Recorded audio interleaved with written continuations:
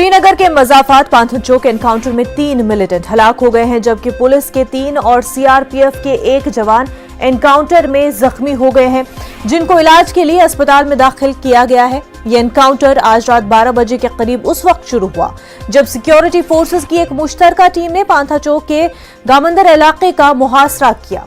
Security के एहलकारों ने एक घर की तलाश शुरू कर दी जिसमें मिलिटेंट छुपे हुए थे।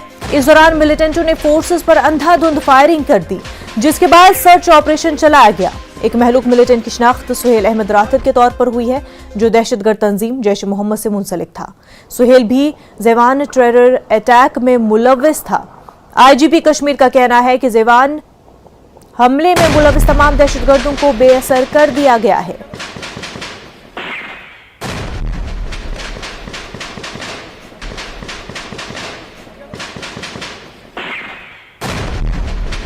हमारे नुमाइंदे मंजूर इस वक्त हमारे साथ जुड़ चुके हैं। मंजूर, एनकाउंटर के हवाले से तफसीलात बताएं। जी मुनज़ा, ये जो एनकाउंटर है रात 12 बजे के करीब शुरू हो गया था और करीबन रात 1:30 बजे तक ये एनकाउंटर जारी रहा। इस एनकाउंटर में जो 3 मिलिटेंट मारे गए और सिक्योरिटी फोर्सेस के 4 एहलकार इस एनकाउंटर में जख्मी हो गए हैं और ये एनकाउंटर अब खत्म हो चुका है।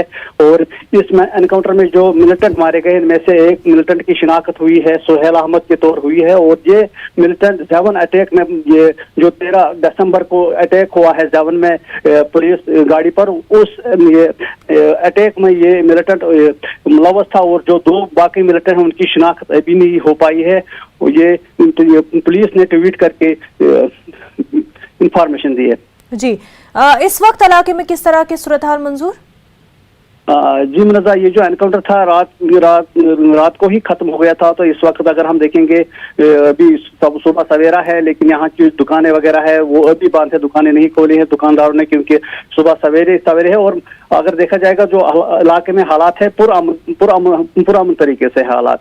बिल्कुल मंजूर, और हमने देखा कि इससे पहले भी जो एनकाउंटर्स हुए थे जैश ए मोहम्मद के मिलिटेंट जो है उनमें हलाक हुए थे, तो लगातार कार्रवाई हम सिक्योरिटी फोर्सेस की देख रहे हैं, जैश ए मोहम्मद के मिलिटेंट्स के खिलाफ देखने को मिल रही है।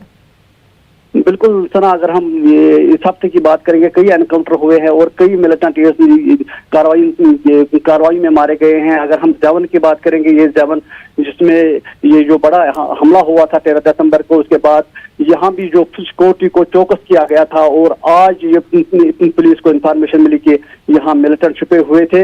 ये भी लगता है कि अगर ये इनको रात के दौरान ही नहीं मारा गया हो, क्या ये कोई बड़ा और हमला कर सकते थे। इसलिए ये सिक्योरिटी फोर्सेस एक बड़ी कामयाबी से इस एनकाउंटर को ताबीर करता है, क्योंकि लश्कर के जो 3 मिलिटेंट है वो इस एनकाउंटर में मारे गए हैं। मंजूर, बेहद शुक्रिया तमाम तर तफसीलात के लिए। आगे बढ़ते हैं। कोरोना की तीसरी लहर की आहट महसूस की जा रही है। डेल्टा और ओमाइक्रॉन के मामलों में तेजी से हो रहे इजाफे ने मरकज और रियासती हुकूमतों की तशवीश में इजाफा कर दिया है। महाराष्ट्र में कोरोना के 5000 से ज्यादा, जबकि दिल्ली में 1313 मामले दर्ज किए गए हैं। मुल्क में ओमाइक्रॉन के मामले 1100 से तजावुज कर गए हैं। वजारत सेहत की निगाहें महाराष्ट्र, दिल्ली, गुजरात समेत उन 6 रियासतों पर हैं जहां गुज़िश्ता 7 दिनों के दौरान कोरोना और ओमाइक्रॉन के मामलों में तेजी आई है। 24 से 30 दिसंबर के बीच महाराष्ट्र में 13,000 से ज्यादा केसेस दर्ज किए गए, जो 17 से 23 दिसंबर के बीच दर्ज किए गए मामलों के मुकाबले 117% ज्यादा है। महाराष्ट्र की पॉजिटिविटी रेट इस हफ्ते 2.59% तक पहुंच गई है, जबकि दिल्ली में पॉजिटिविटी रेट 2% से 1% हो गई है। गुजरात, तमिलनाडु, कर्नाटक और मगरबी बंगाल में भी कोरोना के मामलों में इजाफा हुआ है। वहीं महाराष्ट्र में कोरोना और उसके नए वेरिएंट ओमाइक्रॉन के बढ़ते मामलों के पेश नजर हुकूमत ने नई गाइडलाइन जारी की है। जश्न साल नौ की तकरीबात और समाजी, सकाफती, मजहबी और सियासी इज्तिमात के हवाले से नई गाइडलाइन जारी की गई है। नई गाइडलाइन के मुताबिक बंद या खुली जगहों पर शादी की तकरीबात में 50 अफराद को शिरकत की इजाजत होगी, जबकि आखिरी रसूमात में 20 अफराद शामिल हो सकेंगे। समंदर के साहिल और खुली जगहों पर अथॉरिटी जरूरत पड़ने पर दफा 144 नाफिज कर सकती है। इम्तनाई अहकामात इंसानी जान को दरपेश खतरात को टालने, सेहत आमा के तहफ़्फ़ुज़ और वायरस के फैलाव को कम करने के लिए जारी किए गए हैं। इन ज़वाबित की खिलाफ वर्जी करने वालों से सख्ती से निपटा जाएगा। इस हवाले से जगह जगह पुलिस चौकस है, कोरोना गाइडलाइन पर अमल न करने वालों पर नजर रख रही है। ख्याल रहे कि महाराष्ट्र में कोरोना के मामलों में तेजी आई है। एक दिन में 5,000 से ज्यादा नए मामले सामने आए हैं। उनमें 198 ओमाइक्रॉन के नए मामले भी शामिल हैं। मुंबई से हमारे नुमाइंदे प्रशांत पांडे हमारे साथ जुड़ चुके हैं। प्रशांत, न्यू ईयर ईव है और सामने है और इस हवाले से जो है लोग काफी ज्यादा एक्साइटेड रहते हैं कि जश्न मनाना है, लेकिन ओमाइक्रॉन का भी खतरा है। गाइडलाइन जारी की गई हैं। जी बिल्कुल, देखिए अगर आंकड़ों पर ध्यान दिया जाए तो कल हमने जो आंकड़े दिखाए थे उसमें ओमिक्रॉन के जो मामले थे 85 थे, आज 198 हो चुके हैं। लेकिन बात गौर करने वाली ये है कि कल मुंबई में 85 में से 34 पेशेंट थे, आज 198 में से 190 मुंबई के पेशेंट हैं। यानी कुल मिलाकर देखा जाए मुंबई की तरफ जो पलायन करके आ रहे हैं नए साल को मनाने के लिए, उन्हीं में चीज़ें बढ़ रही हैं। और साथ ही मैं आपको कोरोना की अगर बात करूं तो कल जो है कोरोना के पेशेंट थे 2400 मुंबई के, और आज वो हो गए 3500, यानी 1000 पेशेंट एक दिन में 24 घंटे में बढ़ चुके हैं। और मौत की संख्या अगर देखी जाए तो कल 20 थी, आज 22 हो गई। यानी वृद्धि जिस तरह से हो रही है लगातार, ये ऐसी बातें आ रही हैं। और इसी चीज़ को लेकर कल सीएम ने जो है जिस तरह से टास्क फोर्स के साथ बैठक की, उसके बाद ये कन्फर्मेशन किया गया कि अगर जो कानून और जो नियम बताया जा रहा है सरकार की तरफ से उसका पालन नहीं किया गया तो जल्द ही कोई कड़े फैसले लेने पड़ेंगे। 31 है, नया साल है, लोग जो है मुंबई की तरफ आते हैं, यहाँ पर उनको लगता है कि यहाँ पर अच्छे से पार्टी कर पाएंगे। लेकिन इस बार मुंबई पुलिस ने साफ कर दिया है कि मुंबई के किसी भी कोने में, किसी नुक्कड़ में, किसी भी जगह पर कोई भी पार्टी, कोई जश्न नहीं होगा। धारा 144 लागू कर दिया गया है। आज जो है, आज के दिन की बात मैं आप बताऊं, 31 के दिन 45,000 की जो फोर्स है मुंबई पुलिस की हर जगह पर तैनात रहेगी। इस बात का ख्याल रखेगी ताकि कोई यहाँ पर इकट्ठा ना हो, कोई भीड़ भाड़ ना लगाए, क्योंकि ओमिक्रॉन और कोरोना के ऐसे पेशेंट, आप देखिए जिस तरह से मैंने आंकड़ा बताया, कल जो है ओमिक्रॉन के पेशेंट जो है पूरे महाराष्ट्र में 85 थे, आज 198, जिसमें से 190 सिर्फ मुंबई के और थाने के 4 हैं। यानी कुल मिलाकर देखा जाए तो मुंबई पूरी तरह से इस बीमारी के चक्कर में पूरी तरह से फंस रहा है। इसी चीज़ों को ध्यान में रखते हुए यह फैसला लिया गया है कि आज पूरे तरह से हर तरफ से बीएमसी और पुलिस एकदम चौकन्ना रहेगी और जहां पर 5 से ज़्यादा लोग मिलेंगे उनके ऊपर कानूनन कार्रवाई की जाएगी। बिल्कुल प्रशांत, मुंबई फिर से गिरफ्त में दिख रहा है कोरोना के। ऐसे में गाइडलाइंस भी जारी की गई है कि न्यू ईयर पर क्या कुछ किया जा सकता है और क्या नहीं। लेकिन प्रशांत, ये सवाल भी उठ रहा है कि तमाम तरह रूल्स जो है, रेगुलेशंस क्या सिर्फ आवाम के लिए, क्योंकि हमने देखा कि जो असर रसूख वाले लोग हैं, क्या उनके लिए इस तरह की गाइडलाइंस को फॉलो करना इम्पोर्टेंट नहीं है? जी बिल्कुल, देखिए कल हमने ना बातें सुनी थी कि कहीं पर शादी अहमदनगर में हुई थी जहां पर कई लोग भीड़ इकट्ठा किए थे। लेकिन इसके लेकर के जो है सरकार ने एकदम क्लियर कर दिया है कि कोई रसूखदार हो, आम हो या खास हो, अभिनेता हो या नेता हो, कोई भी कोई फंक्शन अरेंज नहीं करेगा। कोई मंदिर, कोई मस्जिद जो है नहीं खोला जाएगा और वहाँ पर किसी को इकट्ठा होने की इजाज़त नहीं दी गई है। यही बात जो है ध्यान में रख करके ये फैसला लिया गया है और यही वजह है कि आज मुंबई पुलिस की तरफ से जो सभी अधिकारी और कर्मचारी, उनकी छुट्टियां कैंसिल कर दी गई, सिर्फ इसीलिए कि सुरक्षा के तौर पर वो मौजूद रहें ताकि किसी प्रकार की दिक्कत जो है मुंबई और महाराष्ट्र में ना हो। बिल्कुल प्रशांत, बेहद शुक्रिया आपका। आगे बढ़ते हैं। गुरुग्राम में खुले में नमाज जुमा अदा करने पर तनाजे के बीच हरियाणा के वजीर आला मनोहर लाल खट्टर ने बेतुका तबसरा किया है। उन्होंने जुमे की इज्तिमात को ताकत का मुजाहिरा करने का आला बताया है। दिल्ली में एक मीडिया से बात करते हुए मनोहर लाल खट्टर ने कहा कि कुछ लोग नमाज को ताकत का मुजाहिरा करने का इवेंट बना रहे हैं। खट्टर के मुताबिक अगर कोई अवामी मकाम पर इबादत करना चाहता है तो उसे इंतजामिया से बात करनी चाहिए। इस तरह के प्रोग्राम के लिए ज़ाब्ते हैं जो हर एक मजहब के लिए यकसा हैं। ख्याल रहे कि अवामी मकामात पर नमाज अदा करने को कबूल नहीं किया जाएगा। ख्याल रहे कि हिंदू तंजीमें खुले में नमाज अदा करने की मुसलसल मुखालफत कर रहे हैं और इस अमल में रखना डाल रहे हैं। दिल्ली से हमारे नुमाइंदे खुरम शहजाद इस वक्त हमारे साथ जुड़ चुके हैं। खुरम, इस तरह का बयान मनोहर लाल खट्टर की तरफ से, इसको किस तरह से देखा जाए?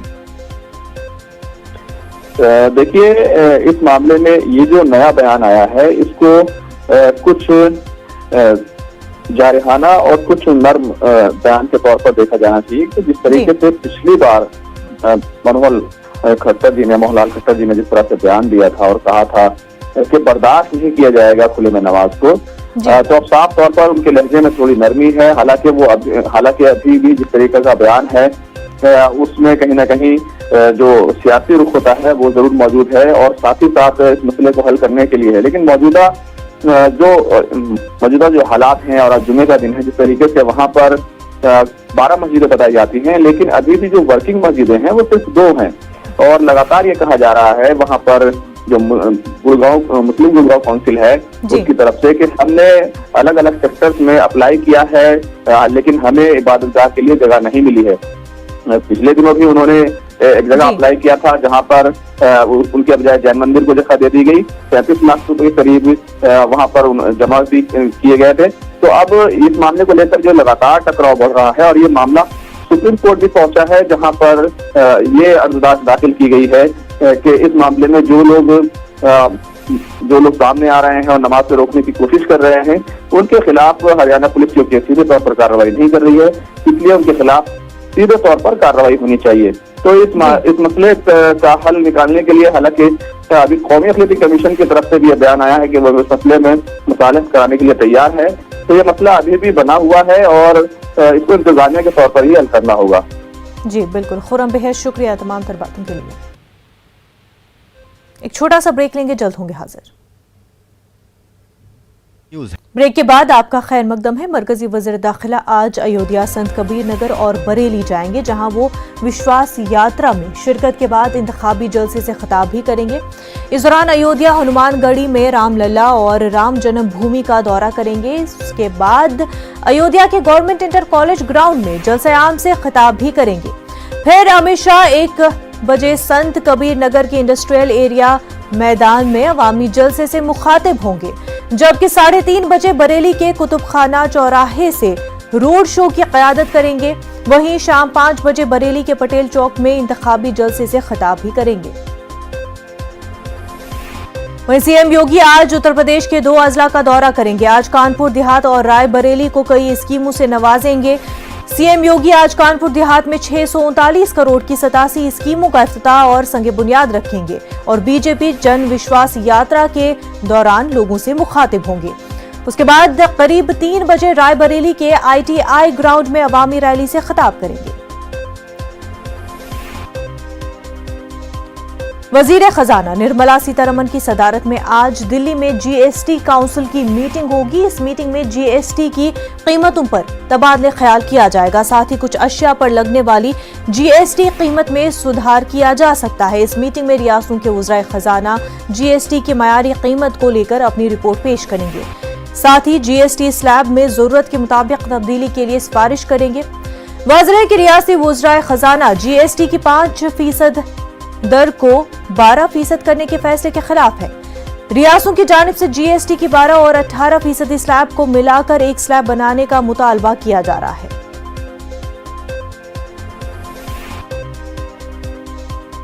कश्मीर में बर्फपोश पहाड़, दिलकश नजारे और कश्मीरी कहवे का गर्म प्याला मकामी लोगों और सयाहों के लिए यकसा खुशी का बायस है। दूसरी तरफ कश्मीर का सफर और मशहूर गुलमर्ग गंडोला में सवारी तकरीबन हर सयाह का शौक और तरजीह में रहता है। इसी गंडोला की सवारी करने और नए साल का जश्न मनाने के लिए हजारों की तादाद में सयाह गुलमर्ग पहुंचे हैं। गुलमर्ग गंडोला के ओहदेदारों के मुताबिक इन दिनों हर रोज 2000 से ज्यादा सयाह गुलमर्ग गंडोला की सवारी करते हैं।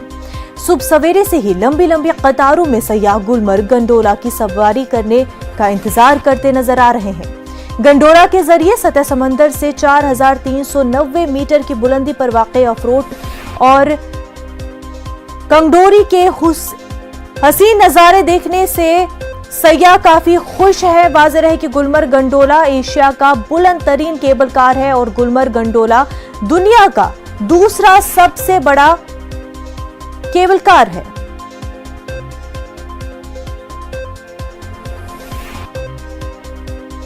हमने गंडोला जो टाइमिंग जो है हमारी वो 9 बजे हम स्टार्ट करते हैं। हमारी मैसेज यही रहेगी टूरिस्टों को कि वो मॉर्निंग में आ जाए। 9 बजे से हम स्टार्ट करते हैं, क्योंकि टूरिस्ट अराइवल जो गुलमर्ग का वो ऑलमोस्ट 11, साढ़े 11, 12 बजे के बाद आ जाता है। तभी थोड़ा सा इनको लाइन में रुकना पड़ता है। अगर थोड़ा सा पहले आ सकते हैं टूरिस्ट तो वो बेटर रहेगा। हम इधर गंडोला से ही आए, ये हमारे लिए एक बहुत बड़ी एक्सपीरियंस रही है। जिस तरह से हमने व्यू देखा है, जो हमने सीन देखा, जो हमने लुत्फ उठाया है, ये वाकई में हमेशा लाइफ में एक ही बार ऐसे व्यू मिलते हैं, ये बहुत बहुत अमेजिंग है। मैं दिल्ली से आई हूँ यहाँ पे गुलमर्ग के लिए, काफ़ी अच्छा है, बहुत सारे टूरिस्ट हैं, इट्स अ गुड एक्सपीरियंस। और ये एक अपने आप में एक एक्सेप्शनल एक्सपीरियंस है और ये एकदम वाव है। मैं ऐसा एक्सपीरियंस मैंने इतनी जगह घुमा है लेकिन कभी भी मुझे ऐसा एक्सपीरियंस लगा नहीं। आई डोंट थिंक कि इंडिया में कहीं ऐसा व्यू मिलेगा। This is one of the best experience in my life so far. कि हमने गंडोला राइड की है और बहुत ही अच्छा एक्सपीरियंस है। एक हाइट से पता चलता है कि कितना सुंदर, मेन सी लेवल से बहुत ऊंचा है, पर बहुत ही अच्छा। यूरोप में कोरोना की रफ्तार तेज है। फ्रांस, बर्तानिया, इटली और पुर्तगाल में रोज नए रिकॉर्ड बन रहे हैं, जबकि अमेरिका में भी कोरोना के नए मामले रिकॉर्ड तादाद में सामने आ रहे हैं। फ्रांस में कोरोना के 2 लाख से ज्यादा मामले पिछले 24 घंटों में सामने आए हैं, जबकि बर्तानिया में नए मामलों की तादाद 1,90,000 नए मामले दर्ज किए गए हैं, जबकि एक दिन में 332 अफराद की कोरोना से मौत हुई है। उधर इटली में 1,26,888 नए मामले दर्ज किए गए हैं, जबकि 156 मरीजों की मौत हुई है। यूरोप में अब तक 10 लाख अफराद कोरोना का शिकार हो चुके हैं, जबकि जराये के मुताबिक अमेरिका में कोरोना के रिकॉर्ड 6 लाख मामलों की तस्दीक हुई। 29 दिसंबर को अमेरिका में 4,90,000 नए मामले सामने आए थे।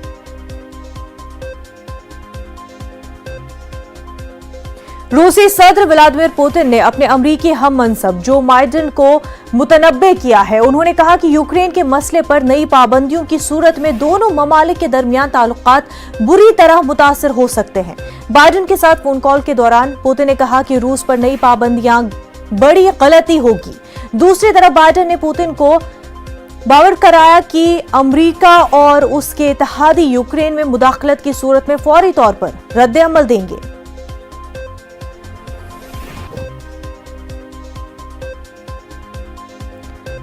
इस वक्त की बड़ी खबर आपको बता दें, यूपी से ये बड़ी खबर है।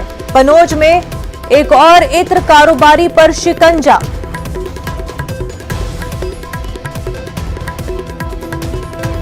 पुष्पराज जैन के घर और दफ्तर पर आईटी का छापा हुआ है। एसपी से एमएलसी है पुष्पराज जैन। पुष्पराज जैन ने समाजवादी इत्र लॉन्च किया था। तो इस वक्त की बड़ी खबर यूपी से आपको बता रहे हैं, कनौज में एक और इत्र कारोबारी पर शिकंजा कसा गया है। पुष्पराज जैन के घर और दफ्तर पर आईटी ने छापामार कार्रवाई अंजाम दी है। एसपी के एमएलसी है पुष्पराज जैन। पुष्पराज जैन ने आपको बता दें समाजवादी इत्र लॉन्च किया था।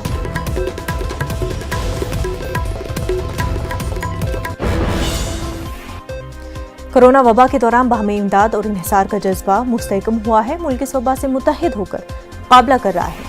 टीकाकारी के ऐलान के बाद हम बेहतर ताउन करें, जिससे हम कोरोना को मात देने की जानिब कदम बढ़ा सके।